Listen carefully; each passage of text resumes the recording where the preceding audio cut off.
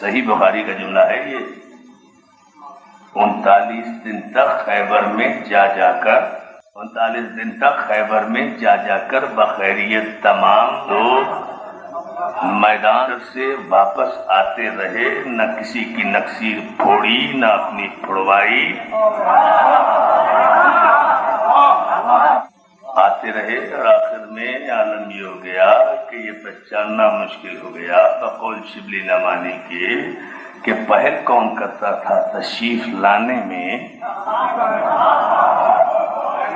کتنے تو ادب سے پڑھ رہے ہیں، ضابطہ اخلاق کے پابند ہیں نا بھائی.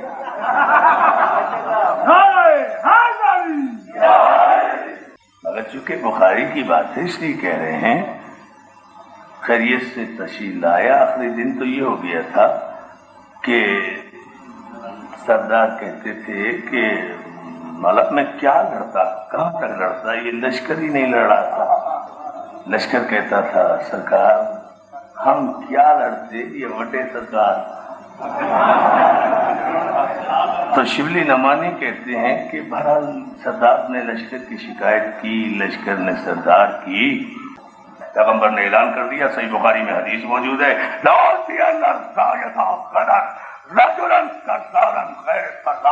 کل علم عطا کروں گا مرد کو.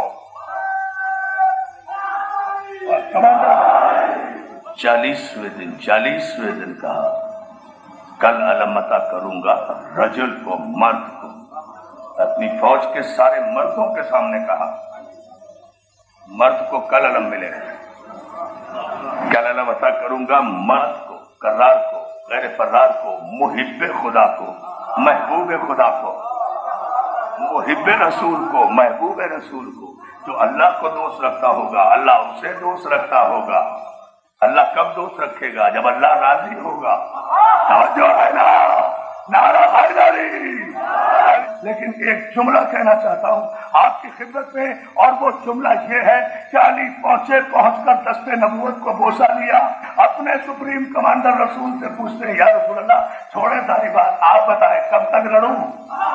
جو ہے علی نے اپنے رسول سے کہا آپ فرمائیں سرکار کب تک لڑوں. اور سرکار بھی کچھ زیادہ ہی خوش تھے. سرکار نے بھی پہلی مرتبہ علی کو لڑنے کی شاندار قسم کی اجازت دی ہے. علی جاؤ، اس وقت تک تلوار نہ روکنا جب تک خدا تمہارے دونوں ہاتھوں پر مکمل فتح نہ دے. This is the only battle. یہ واحد جنگ ہے. یاد رکھو کبھی موقع ملا تو سناؤں گا کہ جس میں پیغمبر اسلام نے یہ لفظ استعمال کیا ہے، جاؤ جب تک خدا تمہارے دونوں ہاتھوں پر دونوں ہاتھوں پر مکمل فتح نہ دے دے، اس وقت تک واپس نہ لوٹنا. علی جانتے تھے نا کہ رسول کا مکمل کیا ہے اور رسول کے دونوں ہاتھ کیا ہے. اسی لیے ایک ہاتھ میں فتح لے کر نہیں آئے، دونوں ہاتھوں میں فتح لے کر آئے. ایک ہاتھ میں مرحب کا سر لائے، دوسرے ہاتھ میں خیبر کا سر لائے. یا علی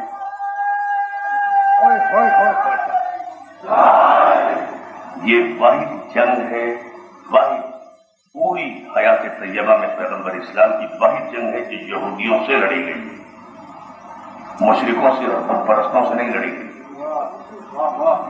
قلعہ خیبر جو تھا یہ یہودیوں کا تھا. بت پرست تو ان کے ساتھ مل گئے تھے جا کے. نہیں سمجھے آپ؟ اچھا ابھی سمجھیں گے. یہ واحد جنگ ہے جو یہودیوں سے لڑی گئی ہے. دو جنگیں ہیں، ایک خاموش جنگ، ایک بولتی ہوئی جنگ.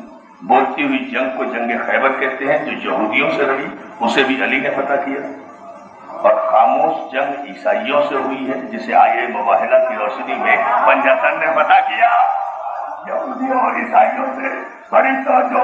یہودیوں کو بھی شکست ہوئی، عیسائیوں کو بھی علی کے ہاتھوں شکست ہوئی، یہودیوں کو بھی ہوئی. تو عزیزان محترم اب ظاہر ہے کہ علی نے ان کے خیبر اکھاڑے ہیں، ان کے قلعے اکھاڑے ہیں، ان کے سرداروں کے سر کاٹے ہیں.